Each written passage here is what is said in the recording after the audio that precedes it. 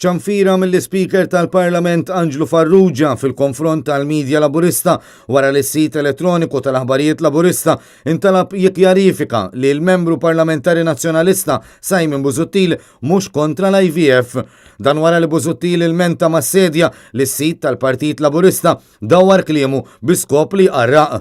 Id-deċiżjoni tal-Speaker Anġlu Farrugia ħarġet f'ruling wara l-ment li l-Midja Laburista qabdet biss biċċa mid-diskors ta' Simon Busuttil u użata b'tali mod li tagħti impressjoni mhux korretta li d-deputat nazzjonalista u kontra l-IVF.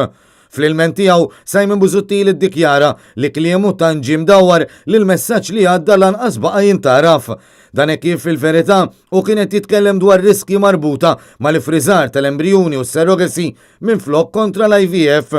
Min-naħa tiegħu fir-ruling l-Speaker ikkwota siltiet estensivi mill-intervent ta' Simon Busuttil fil-Parlament u mill-artiklu pubblikat fis-sit elettroniku Laburista.